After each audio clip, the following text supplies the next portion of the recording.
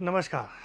आप सभी को पता होगा कि हमारा एक चैप्टर चल रहा था मध्य प्रदेश का गठन, जिसमें हमने कल या इससे पहले वाले लेक्चर में हमने ये देख चुके थे कि वर्तमान मध्य प्रदेश में जिलों की संख्या 55 है। तो हमने 1956 से लेकर वर्तमान तक किस प्रकार से जिलों का हमारे यहाँ पर गठन हुआ, इस पूरी कहानी को समझा। अब नंबर है हमारे पास संभागों की, कि अगर वर्तमान मध्य प्रदेश में 55 जिले हैं तो फिर संभाग कितने हैं और संभाग की क्या कहानी रही, कौन कौन से संभाग हैं, उनके नाम क्या क्या हैं, उनके अंतर्गत कितने जिले और कौन कौन से जिले आते हैं, इन सब के ऊपर आज चर्चा करेंगे। साथ ही साथ मध्य प्रदेश मैप के ऊपर जो प्रश्न बनते हैं वो किस प्रकार के प्रश्न बनते हैं, इन प्रश्नों के ऊपर भी आज चर्चा होगी। तो आज अगर हम यहाँ पर देखें संभाग की ओर, तो हमारे पास 1956 की अगर बात करें तो मध्य प्रदेश गठन के समय पर 9 संभाग हुआ करते थे। मध्य प्रदेश गठन का मतलब यहाँ पर क्या हो गया, मध्य प्रदेश गठन का मतलब हो गया 1956। हालांकि कुछ पुस्तकों में 7, 8, 9 अलग अलग प्रकार के संभाग की संख्या दे के रखी है। जब ऐसा विवादित प्रश्न हो तो मध्य प्रदेश लोक सेवा आयोग में आए ना आए कोई फर्क नहीं पड़ता, क्योंकि डिलीट हो जाता है, इसलिए इतना लोड लेने की जरूरत नहीं है। फिर यहाँ से बढ़ते बढ़ते बढ़ते बढ़ते 2000 तक जब हम आए तो 1 नवंबर 2000 तक मध्य प्रदेश में संभागों की संख्या 12 हो गई थी। और यह 12 हम ये कह सकते हैं कि मध्य प्रदेश और छत्तीसगढ़ दोनों क्षेत्रों को मिलाकर थी, और इस दोनों क्षेत्रों को मिलाकर हम अविभाजित मध्य प्रदेश कहते थे। या ऐसा समझ सकते हैं कि अविभाजित मध्य प्रदेश में 1 नवंबर 2000 तक मध्य प्रदेश में संभाग की संख्या कितनी हो गई थी, 12 हो गई थी। अब आप सभी को पता है कि 1 नवंबर 2000 के दिन मध्य प्रदेश का विभाजन कर एक नया राज्य बना दिया, छत्तीसगढ़। तो उस छत्तीसगढ़ में हमने 16 जिले शामिल किए थे और 3 संभाग शामिल किए थे। तो इस 12 में से 3 संभाग जो है वो हमने छत्तीसगढ़ को दे दिए 1 नवंबर 2000 को, छत्तीसगढ़।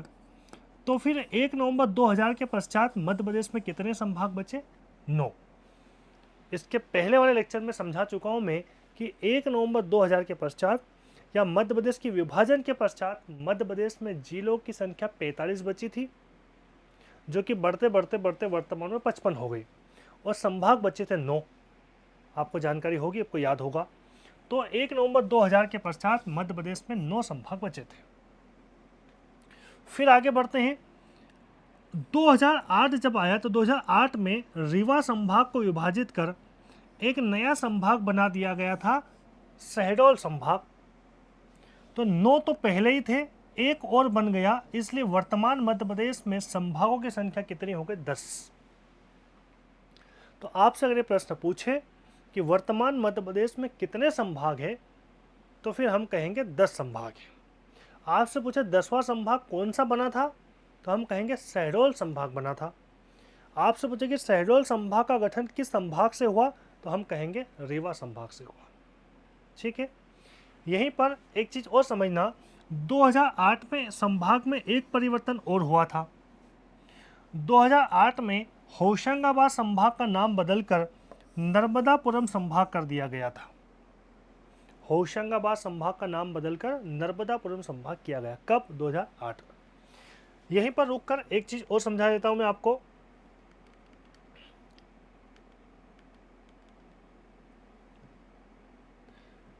कि ये जो हमारा होशंगाबाद संभाग था 2008 से पहले, इस होशंगाबाद संभाग में 2 जिले आते थे, एक होशंगाबाद और एक हरदा।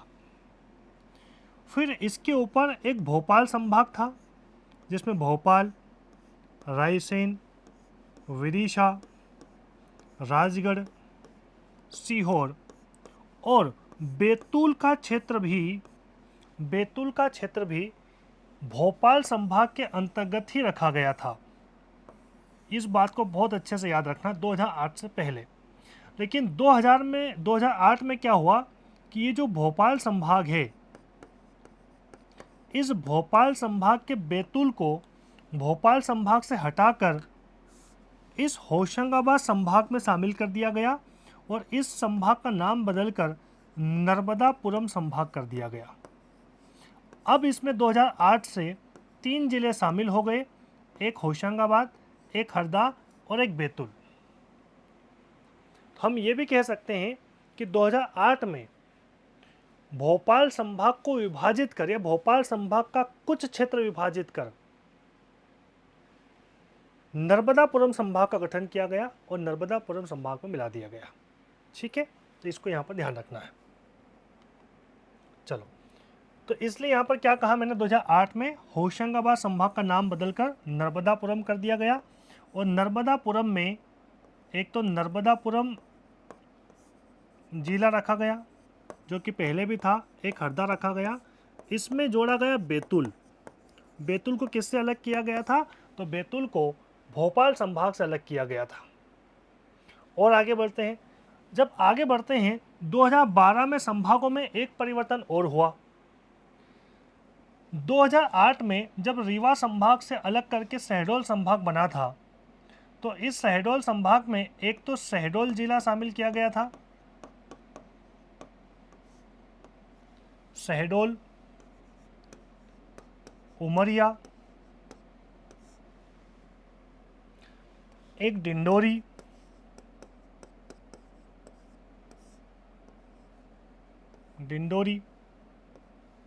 शहडोल, उमरिया और अनूपपुर, 4 जिले थे। 2008 में रीवा संभाग को अलग कर जब शहडोल संभाग बनाया गया तो इसमें 4 जिले थे, लेकिन 2012 में जब आए तो इस डिंडोरी जिले को शहडोल संभाग से हटाकर जबलपुर संभाग में शामिल कर दिया गया था। इसलिए वर्तमान शहडोल संभाग में 3 जिले ही आते हैं। यहाँ आपको थोड़ा कम समझ में आया होगा, इसको यहाँ पर समझो आप। ये रीवा संभाग था पूरा, रीवा, सतना, सीधी, सिंगरौली, शहडोल, उमरिया, अनूपपुर और डिंडोरी। ये पूरा रीवा संभाग था पहले, रीवा संभाग। 2008 में रीवा संभाग को अलग किया गया और शहडोल संभाग बना दिया गया। ये वाला भाग अलग कर दिया गया, इसको यहाँ से मैं हाईलाइट कर देता हूँ, जिसमें शहडोल शामिल हुआ, अनूपपुर शामिल हुआ, डिंडोरी शामिल हुआ और उमरिया शामिल हुआ। ये बनाया गया शहडोल संभाग 2008 में, जिसमें 4 जिले थे। लेकिन 2012 में इस शहडोल संभाग के 4 जिलों में से एक डिंडोरी हटा दिया गया और डिंडोरी को जबलपुर संभाग में शामिल कर लिया गया। ठीक है, चलो, तो इतने सारे परिवर्तन हुए हमारे संभागों में। तो ये संभाग की कहानी थी, किस प्रकार संभाग बढ़े, किस प्रकार संभाग कम हुए, कब उसमें क्या क्या परिवर्तन हुआ, सब कुछ बातें यहाँ पर है। अब हम ये देखते हैं कि वर्तमान मध्य प्रदेश में 10 अगर संभाग है तो कौन कौन से हैं, उसमें जिले कौन से आते हैं, कितने आते हैं। सबसे पहले हम संभाग देख रहे हैं, एक उज्जैन संभाग हम यहाँ से उठा रहे हैं। उज्जैन संभाग में जो जिले आते हैं, एक तो नीमच आता है, एक मंदसौर आता है और एक रतलाम आता है। नीमच, मंदसौर, रतलाम। फिर उज्जैन और देवास, उज्जैन और देवास, और इसमें 2 और भी आते हैं, शाजापुर और आगरमालवा। इस प्रकार हमने पहला संभाग पढ़ लिया कि एक तो हमने संभाग का नाम याद कर लिया कि उज्जैन नामक हमारे पास संभाग है और उज्जैन संभाग में कितने जिले हैं, संख्या याद होगी 7। कौन कौन से हैं वो नाम पता चल गए, एक तो नीमच है, एक मंदसौर है, रतलाम है, उज्जैन है, देवास है, शाजापुर और 7वां आगरमालवा। तो 7 जिले उज्जैन संभाग में आते हैं। प्रश्न क्या पूछेगा, प्रश्न पूछेगा कि उज्जैन संभाग में कितने जिले आते हैं, संख्या बताओ। इंदौर संभाग में कितने जिले आते हैं, जबलपुर संभाग में कितने जिले शामिल है, ग्वालियर संभाग में कितने जिले शामिल है, संख्या पूछ लेगा। या पूछ लेगा कि भैया शाजापुर जिला किस संभाग के अंतर्गत आता है, भोपाल में आता है कि इंदौर में संभाग में आता है कि उज्जैन संभाग में आता है कि ग्वालियर संभाग में आता है, ऐसा प्रश्न आ सकता है। ठीक है, तो ऐसे कई प्रकार के प्रश्न संभाग के बारे में बन सकते हैं। दूसरा संभाग जो हमको पढ़ना है वो है इंदौर संभाग, उज्जैन के दक्षिणी भाग में शामिल है। पहला उज्जैन पढ़ा, दूसरा हमने पढ़ा इंदौर संभाग। इंदौर संभाग में पहली स्टेप जो है वो याद करनी है आपको। एक तो आता है झाबुआ अलीराजपुर, इंदौर संभाग में झाबुआ अलीराजपुर आते हैं। धार इंदौर आते हैं। बड़वानी, खरगोन, खंडवा, बुरहानपुर, 4 जिले ये आते हैं। टोटल कितने जिले हो गए? टोटल 8 जिले हो गए। कितने हो गए? 8। उज्जैन संभाग में 7 थे और इंदौर संभाग में 8 हो गए। तो हम पढ़ रहे हैं इंदौर, और इंदौर संभाग में 8 जिले हैं। एक झाबुआ, अलीराजपुर, धार, इंदौर, बड़वानी, खरगोन, खंडवा, बुरहानपुर, 8 जिले आते हैं। उज्जैन संभाग में 7 जिले आते हैं। ठीक है, तीसरा संभाग हमको पढ़ना है वो है हमारे पास चंबल संभाग। चंबल संभाग में 3 जिले आते हैं। एक है भिंड, एक है मुरैना और एक है श्योपुर। भिंड, मुरैना, श्योपुर, भिंड, मुरैना, श्योपुर, 3 ही आते हैं केवल इसमें। ठीक, पहला हमने उज्जैन संभाग पढ़ा जिसमें 7 जिले आते हैं। दूसरा इंदौर संभाग पढ़ा, 8 जिले आते हैं। तीसरा चंबल संभाग पढ़ा, 3 जिले आते हैं। चौथा संभाग उसके नीचे है ग्वालियर संभाग है जिसमें 5 जिले आते हैं। ग्वालियर, शिवपुरी, दतिया, गुना, अशोकनगर। ग्वालियर संभाग में 5 जिले आते हैं। ग्वालियर, शिवपुरी, दतिया, गुना, अशोकनगर। अगला उसके नीचे एक संभाग आता है भोपाल संभाग। भोपाल संभाग में भी 5 जिले आते हैं। 2008 से पहले 6 जिले आते थे। बैतूल भी इसी में था, लेकिन बाद में इसको अलग करके नर्मदापुरम संभाग में शामिल कर दिया, जो कि कहानी में बता चुका हूँ। तो भोपाल संभाग में एक तो भोपाल जिला हो गया, विदिशा और रायसेन हो गया, सीहोर और राजगढ़। वर्तमान में 5 जिले आते हैं भोपाल संभाग में। पहले बैतूल था, लेकिन बैतूल अब नहीं आता है।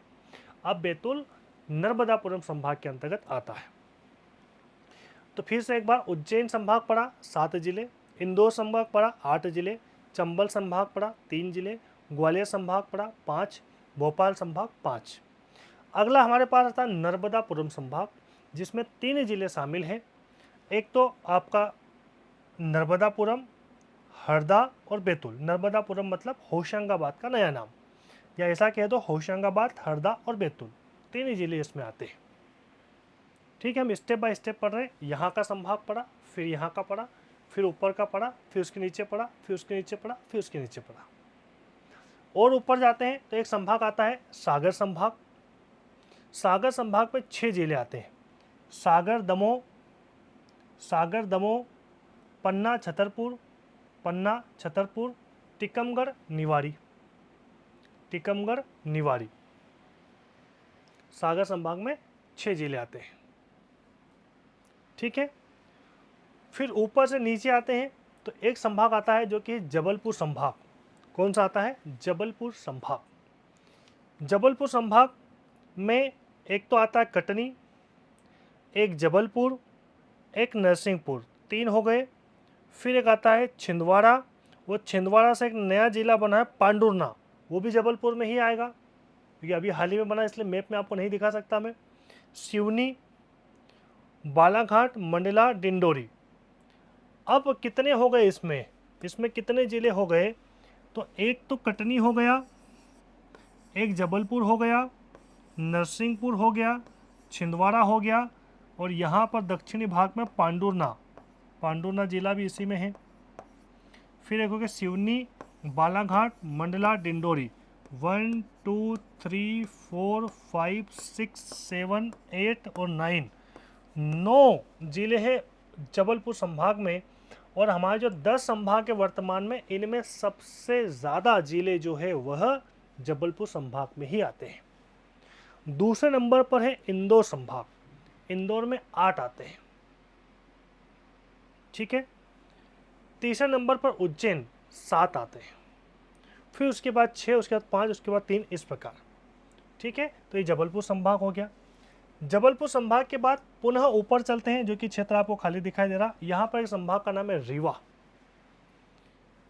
रीवा संभाग में एक तो सतना आता है और एक रीवा आता है, और एक सीधी और सिंगरौली, 4 जिले आते हैं। लेकिन अभी 2023 में 2 नए जिले बने हैं, वो भी इसी संभाग में शामिल है, इसलिए वर्तमान में इसमें कितने हो जाएंगे, 6 जिले हो जाएंगे। समझो इसको। यहाँ पर एक तो सतना से बना मेहर और रीवा से बना मऊगंज। तो एक तो सतना इसमें आएगा, एक रीवा आएगा, एक मेहर आएगा, एक मऊगंज आएगा, सीधी आएगा और सिंगरौली आएगा। इसलिए वर्तमान में रीवा संभाग में 6 जिले हैं। इस चीज़ को ध्यान देना। बहुत सारी पुस्तक पुरानी होगी, इसमें अपडेट नहीं हुआ होगा, वहाँ पर 4 ही बता रहा होगा, लेकिन अब जो है वो 6 आते हैं वर्तमान में। लास्ट जो कि रीवा से ही अलग करके संभाग बनाया था हमने, जो मैंने आपको समझा चुका हूँ, वो है शहडोल संभाग। और शहडोल संभाग में जब शहडोल संभाग बना था तब इसमें 4 जिले आते थे, जिसमें डिंडोरी भी शामिल था, लेकिन वर्तमान में वो जबलपुर के पास जा चुका 2012 में। तो शहडोल संभाग में 3 जिले वर्तमान में, शहडोल, उमरिया और अनूपपुर। शहडोल, उमरिया, अनूपपुर। इस प्रकार हमने वर्तमान मध्य प्रदेश में 10 संभाग है। 10 संभाग के पहले नाम जाने, फिर उन संभाग की संख्या, फिर उसमें आने वाले जिलों के नाम। स्टेप बाय स्टेप आपको याद करना है। कैसे याद करना है? इस मैप में मैंने जो आपको तरीके से समझाया वो इस प्रकार से समझाया है। संभाग, सबसे पहले हमारे पास संभाग कितने, संख्या याद होनी चाहिए आपको। संभाग है 10। यहाँ से शुरू किया तो यहाँ पर जो पहला संभाग हमने पढ़ा वो है उज्जैन संभाग, उज्जैन। इसके नीचे जो दूसरा हमने पढ़ा था नंबर 2, इंदौर संभाग। फिर यहाँ पर गए थे हम ऊपर 3 नंबर, चंबल संभाग। फिर इसके नीचे हमने देखा था 4 नंबर, ग्वालियर संभाग। और नीचे आए थे 5 नंबर पर भोपाल संभाग पड़ा। 6 नंबर पर नर्मदापुरम, 6 नंबर पर नर्मदापुरम। फिर इसके पश्चात यहाँ पर हमने पढ़ा था 7 नंबर पर सागर संभाग। इसके नीचे हमने पढ़ा था 8 नंबर पर जबलपुर संभाग। यहाँ पर हमने पढ़ा 9 नंबर वाला रीवा, और यहाँ पर हमने पढ़ा 10 नंबर पर शहडोल संभाग। इस प्रकार 10 संभाग जो है हमने एक एक करके देख लिए। इसी प्रकार से आपको संभाग के पहले नाम याद होना चाहिए। ठीक है, संभाग के नाम अच्छे से याद कर लो। जैसा बता रहा हूँ वैसा करो तो आपको जल्दी याद हो जाएगा।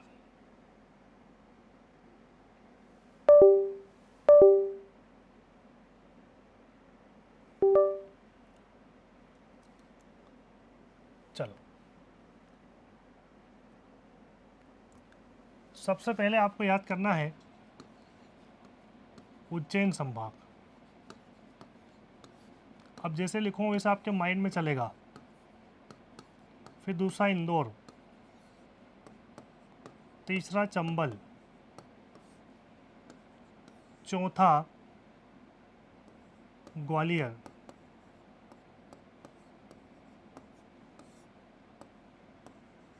पांचवा भोपाल, छठा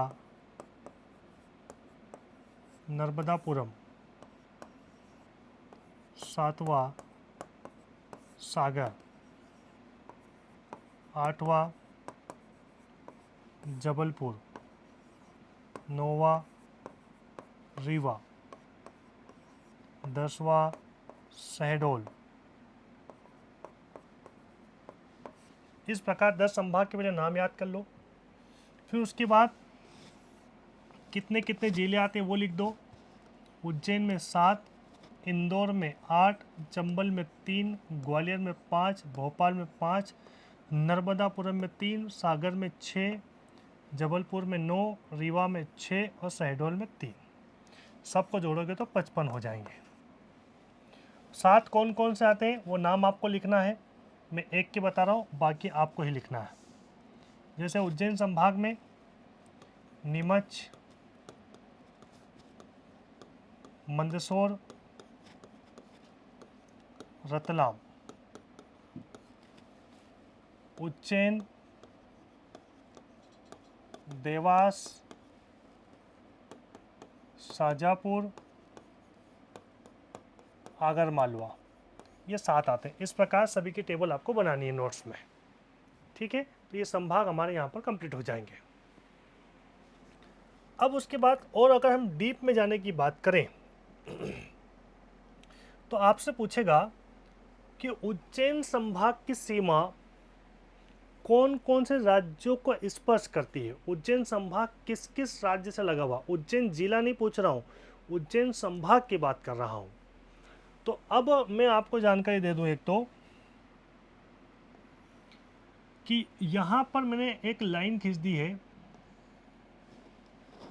यहाँ से लेकर यहाँ तक एक राज्य है, इसका नाम है राजस्थान। राजस्थान। अब हमारे पास उज्जैन संभाग की अगर बात करें तो उज्जैन संभाग में नीमच आता है, मंदसौर आता है, रतलाम आता है, उज्जैन आता है, देवास आता है, शाजापुर आता है और आगरमालवा आता है। तो उज्जैन संभाग की सीमा कितने राज्यों को स्पर्श करती है, तो केवल एक राज्य को, क्योंकि यहाँ से यहाँ तक पूरा कौन सा राज्य है, ये राजस्थान ही है, तो राजस्थान से ही सीमा लगती है। तो ये आपके दिमाग में होना चाहिए, इस प्रकार मैप देखोगे तो ऑटोमेटिक याद हो जाएगा। तो उज्जैन संभाग की सीमा केवल एक राज्य को लगती है, वो कौन सा है, राजस्थान। अब यहां से ये गुजरात है और ये महाराष्ट्र है और ये राजस्थान है। अब इंदौर संभाग की सीमा कितने राज्यों को स्पर्श करती है, तो यहाँ पर ये झाबुआ, ये अलीराजपुर, धार, इंदौर, बड़वानी, खरगोन, खंडवा, बुरहानपुर, ये हमारा इंदौर संभाग हो गया। तो देखो इंदौर संभाग की सीमा महाराष्ट्र से लग रही है, बिल्कुल लग रही है। इंदौर संभाग की सीमा गुजरात से लग रही है, बिल्कुल लग रही है। और जो झाबुआ है, झाबुआ राजस्थान से भी लगता है, इसलिए राजस्थान से भी लग रही है। मतलब इंदौर संभाग की सीमा 3 राज्यों को स्पर्श करती है, महाराष्ट्र, गुजरात और राजस्थान। उसी प्रकार से ये श्योपुर, ये मुरैना और ये भिंड, ये चंबल संभाग है। चंबल संभाग की सीमा ये आपका राजस्थान है और यहाँ से थोड़ा सा गड़बड़ हो गया, ये यहाँ से इस साइड जो है वो यूपी है, यूपी। तो यूपी से भी लग रही है और राजस्थान से भी लग रही है। तो चंबल संभाग की सीमा 2 राज्यों को स्पर्श करती है, उत्तर प्रदेश और राजस्थान। फिर यहाँ पर जो ग्वालियर संभाग है, ग्वालियर संभाग की सीमा भी 2 राज्यों को स्पर्श करती है, एक तरफ राजस्थान और एक तरफ उत्तर प्रदेश। ग्वालियर संभाग की सीमा 2 राज्यों को स्पर्श करती है, उत्तर प्रदेश और राजस्थान। अब भोपाल संभाग की बात करते हैं। ये सब मैं नोट्स में दे दूंगा आपको, नोट्स में आपको सब मिल जाएगा, ठीक है, चिंता मत करो, आप समझ लो केवल।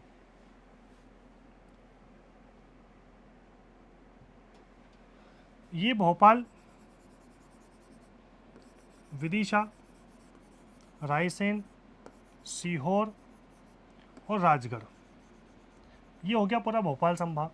अब भोपाल संभाग की सीमा केवल राजस्थान से लगती है, एक से। भोपाल की सीमा नहीं लगती, फिर कह रहा हूँ भोपाल जिले की नहीं लगती, भोपाल संभाग की बात कर रहा हूँ। तो भोपाल संभाग की सीमा किससे लग रही है, राजस्थान से लग रही है। उसी प्रकार से यहाँ पर नर्मदापुरम संभाग है, तो नर्मदापुरम संभाग की सीमा किससे लग रही है, महाराष्ट्र से लग रही है। फिर देखें हम यहाँ पर, तो ये आपका है सागर, दमोह, छतरपुर, पन्ना, छतरपुर, टीकमगढ़, निवाड़ी। तो इसकी सीमा किससे लग रही है, सागर संभाग की सीमा उत्तर प्रदेश से लग रही है। फिर यहाँ पर हम देखें जबलपुर संभाग की सीमा, तो जबलपुर संभाग की सीमा जो लग रही है वह छत्तीसगढ़ से भी लग रही है और महाराष्ट्र से भी लग रही है। रीवा संभाग की सीमा उत्तर प्रदेश से लगती है और छत्तीसगढ़ से लगती है। रीवा संभाग की सीमा उत्तर प्रदेश और छत्तीसगढ़ दोनों से लगती है। और शहडोल संभाग की सीमा केवल छत्तीसगढ़ से लगती है। तो ये बार बार अगर मैप देखोगे तो आपको आसानी से याद हो जाएगा। ठीक है, तो मैं इसे पूरी डिटेल्स आपको नोट्स में दे दूंगा, नहीं तो आपको नोट्स बनाना है। ठीक है, तो ये संभाग की पूरी कहानी थी हमारे पास। कौन संभाग में कितने जिले आते हैं, कौन से आते हैं, किन किन राज्यों की सीमा को स्पर्श करते हैं, ये सब कहानी यहाँ पर समाप्त। अब एक प्रश्न पूछा जाता है, मैप के आधार पर किस किस प्रकार के प्रश्न बन सकते हैं, इसके ऊपर चर्चा कर रहे हैं आप। मध्य प्रदेश के प्रश्न समझना। मध्य प्रदेश का कौन सा जिला दो राज्यों की सीमा को स्पर्श करता है? ऐसा कौन सा जिला है जो दो राज्यों की सीमा पर है? जैसे मैं अगर आपसे पूछ लूं, राजगढ़ जो जिला है वह कौन से और कितने राज्यों की सीमा को स्पर्श करता है? तो राजगढ़ केवल राजस्थान की सीमा को स्पर्श करता है, इसके अलावा कोई भी राज्य को स्पर्श नहीं करता है। मैं अगर कह दूं भैया बैतूल जो जिला है वह किस राज्य की सीमा को स्पर्श करता है, तो केवल महाराष्ट्र की सीमा को स्पर्श करता है। तो कोई ऐसा भी जिला है क्या जो दो राज्यों की सीमा पर हो? जैसे मैं बात करूं नीमच, तो नीमच भी पूर्णतः किससे घिरा हुआ? राजस्थान से ही घिरा हुआ है।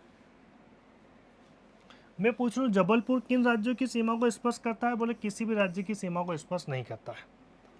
तो हमको ये देखना है कि ऐसे कोई जिले हैं क्या जो एक से अधिक राज्य की सीमा को स्पर्श करते हैं।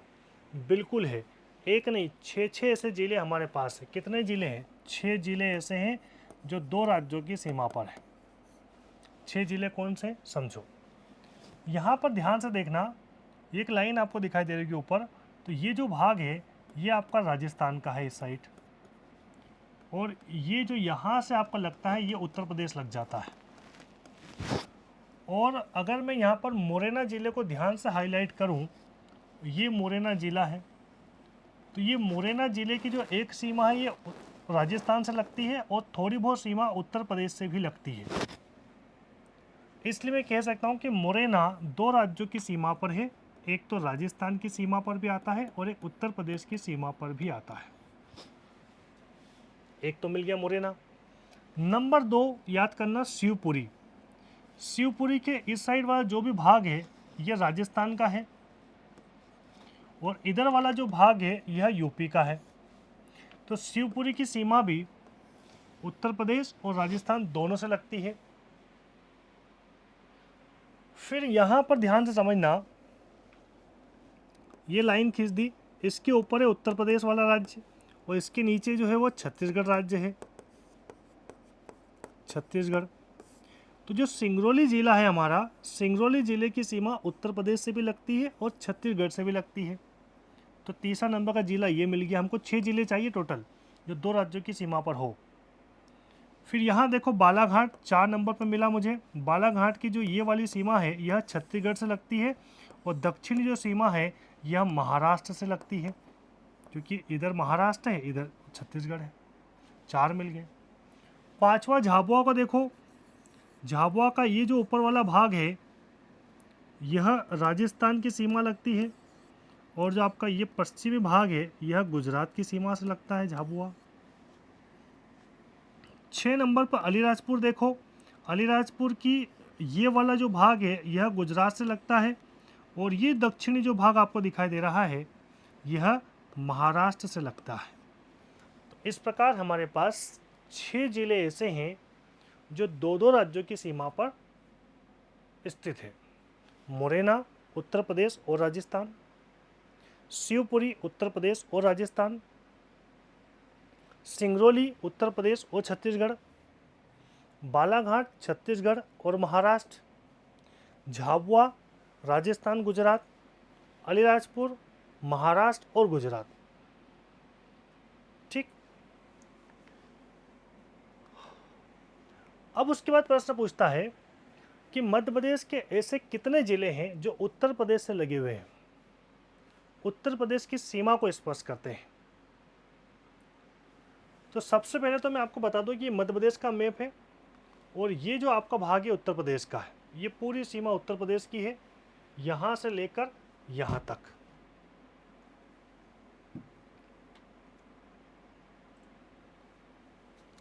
अब मध्य प्रदेश के कौन कौन से जिले हैं जो उत्तर प्रदेश की सीमा को स्पर्श करते हैं, तो यहाँ पर ध्यान से देखो, ये मुरैना की सीमा उत्तर प्रदेश से लग रही है, एक मुझे मिल गया। दो मुझे मिल गया भिंड, भिंड की सीमा भी उत्तर प्रदेश से लग रही है। दतिया, दतिया की सीमा भी उत्तर प्रदेश से लग रही है। शिवपुरी की सीमा भी उत्तर प्रदेश से लग रही है। अशोकनगर की सीमा भी उत्तर प्रदेश से लग रही है।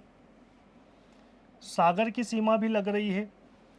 टीकमगढ़ की सीमा भी, निवाड़ी की सीमा, छतरपुर की सीमा, पन्ना की सीमा,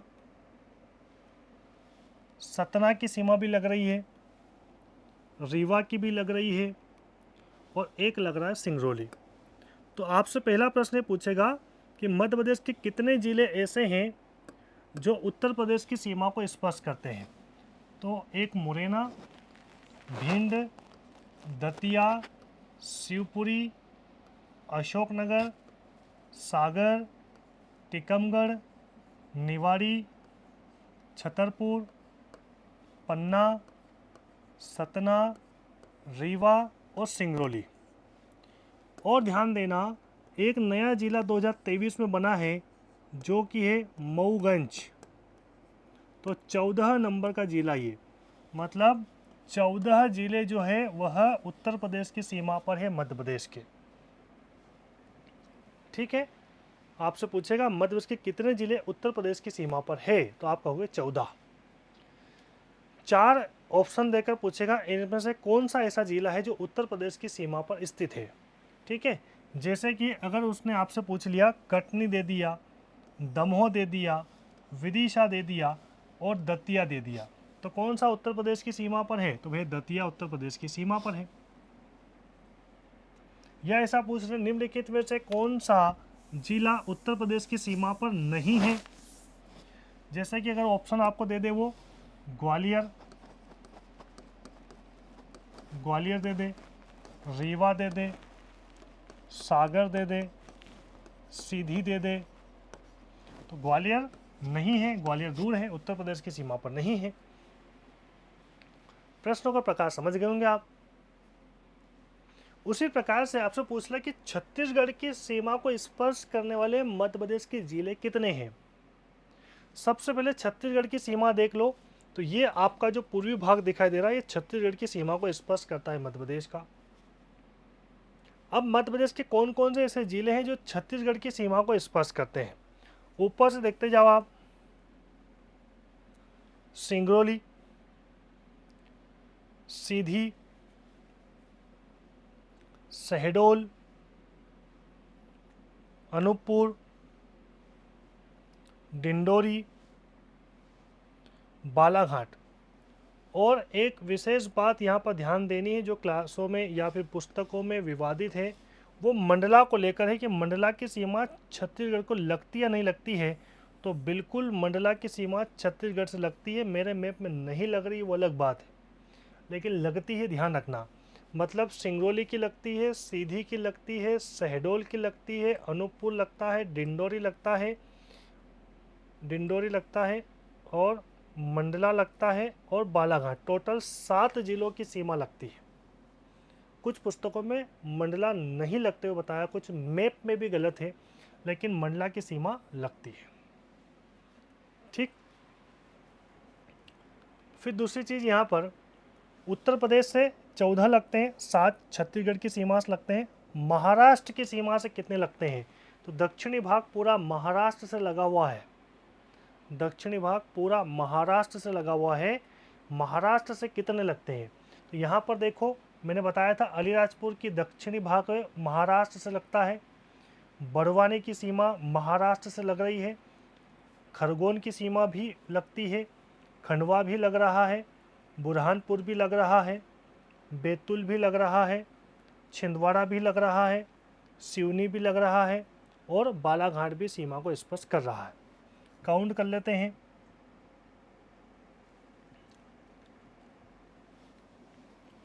अलीराजपुर 1, बड़वानी 2, खरगोन 3, बुरहानपुर 4, खंडवा 5, बैतूल 6, छिंदवाड़ा 7, सिवनी 8, बालाघाट 9 और एक नया जिला बना है 2023 में जो कि पांडुरना, ये भी महाराष्ट्र की सीमा से लगता है। इसलिए कितने हो गए? इसलिए 10 हो गए टोटल। उत्तर प्रदेश की सीमा से 14, छत्तीसगढ़ की सीमा से 7, महाराष्ट्र की सीमा से 10। इसी प्रकार के गुजरात की सीमा से कितने जिले लगते हैं मध्य प्रदेश के? तो केवल 2 लगते हैं, झाबुआ और अलीराजपुर। झाबुआ और अलीराजपुर। ठीक। इसी प्रकार आपसे पूछेगा राजस्थान की सीमा से कितने लगते हैं? तो राजस्थान की सीमा से कौन कौन से लगते हैं ये भी देख लो।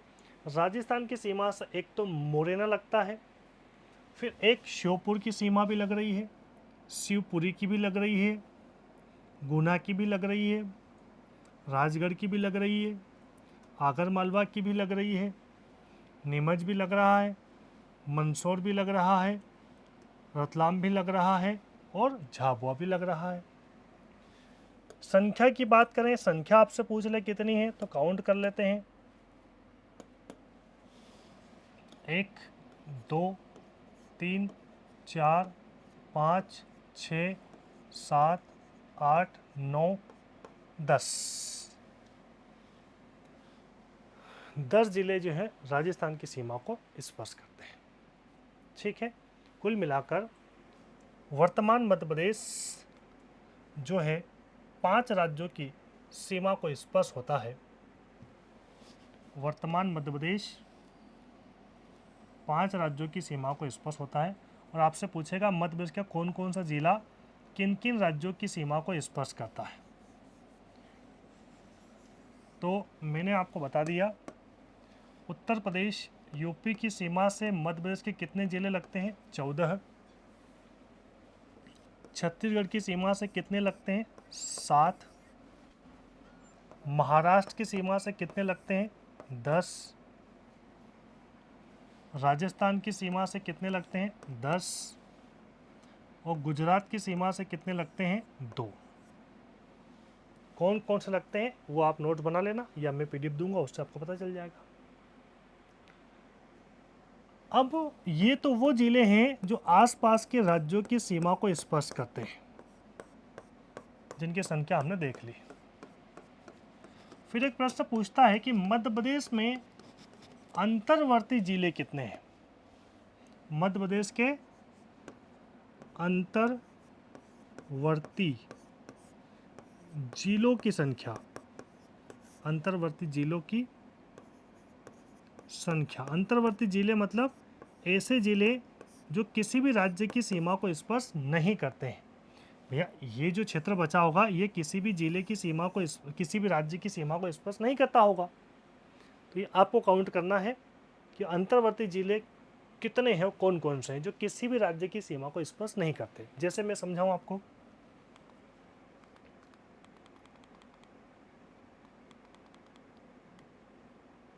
चलो यही समझ लेते हैं। जैसे मैं आपसे पूछूं रायसेन की सीमा किस राज्य की सीमा को स्पर्श करता है? रायसेन किसी भी राज्य की सीमा को स्पर्श नहीं करता है। दमोह किसी भी सीमा को स्पर्श नहीं करता है। कटनी किसी भी राज्य की सीमा पर नहीं है। जबलपुर किसी भी राज्य की सीमा पर नहीं है। नरसिंहपुर नहीं है। सीहोर, भोपाल, शाजापुर, उज्जैन, देवास, इंदौर, धार, तो ऐसे कितने अंतर्वर्ती जिले हैं जो किसी भी राज्य की सीमा को स्पर्श नहीं करते हैं, वो आपको देखना है। ठीक है, चलो तो ये हमारा। फिर एक बार आपसे प्रश्न और पूछ सकता है, क्योंकि भोपाल एक राजधानी है इसलिए प्रश्न आ सकता है कि जो भोपाल जिला है उसकी सीमा कितने राज्यों को स्पर्श करती है। भोपाल जिले की सीमा कितने जिले की सीमा को स्पर्श करती है। तो भोपाल की सीमा एक तो विदिशा को स्पर्श कर रही है, रायसेन की सीमा से भी लगा हुआ है, सीहोर से भी लगा हुआ है, राजगढ़ से भी लगा हुआ है और गुना से। मतलब भोपाल जिले की सीमा 5 जिलों की सीमा को स्पर्श करती है, या भोपाल जिला 5 जिलों से घिरा हुआ है। ये केवल भोपाल का याद करना है, सभी का याद नहीं करना है, सभी का याद नहीं होता है। मैं पूछ लूँ दमोह किन किन जिलों से घिरा हुआ है, बहुत सारे जिले हो जाएंगे। कटनी किन किन जिलों से घिरा हुआ है, बहुत सारे हो जाएंगे। जबलपुर किससे घिरा हुआ है, बहुत सारे हो जाएंगे। नरसिंहपुर किससे घिरा हुआ, बहुत सारे हो जाएंगे। इतना याद नहीं होता है। भोपाल राजधानी थी, इसलिए हमने इसके बारे में समझा। ठीक। फिर एक प्रश्न पूछता, मैंने इसके पहले भी जिक्र किया था इसके पहले लेक्चर में, कि कर्क अक्षांश रेखा होती है वो भारत के 8 राज्यों से होकर जाती है, जिसमें मध्य प्रदेश भी शामिल है। अगर मध्य प्रदेश से जा रही होगी तो मध्य प्रदेश के जिलों से होकर जा रही होगी। तो कितने जिले, आपसे पूछेगा कि कर्क अक्षांश रेखा कितने जिलों से होकर जाती है मध्य प्रदेश के, तो 14 जिलों से होकर जाती है कर्क अक्षांश रेखा। वो 14 जिले कौन से हैं ये आपसे पूछ लेगा वो। तो एक तो रतलाम, उज्जैन, आगर मालवा, या आगर मालवा का क्षेत्र यहाँ तक है, राजगढ़, सीहोर, भोपाल, विदिशा, रायसेन, सागर, दमोह, कटनी, जबलपुर, उमरिया, शहडोल। तो कर्क अक्षांश रेखा इन 14 जिलों से होकर गुजरती है, 14 जिलों से होकर जाती है। ये सिंपल सा प्रश्न है, फैक्चुअल पॉइंट याद करना, रटना है आपको। ठीक है। तो ये आज जो हमने टॉपिक पढ़ा है इसमें संभाग भी कंप्लीट हो गए, प्लस मध्य प्रदेश का मैप आपको पता चल गया किस प्रकार का है, जिले कहाँ, कौन सा जिला कहाँ पर है। इसकी प्रैक्टिस आपको करनी पड़ेगी। खाली मैप लेकर आओ, 10-20 मैप भरो, बार बार मैप देखो, तभी आपको याद हो पाएंगे। और मैप के आधार पर कौन कौन से किस प्रकार के प्रश्न बन सकते हैं उन पर सब पे हमने चर्चा की। ठीक है, चलो। तो ये हमारा जो टॉपिक था मध्य प्रदेश का गठन, ये पूर्ण रूप से कंप्लीट हुआ। ठीक है, जो कि कम से कम 4 भाग में कंप्लीट हुआ है।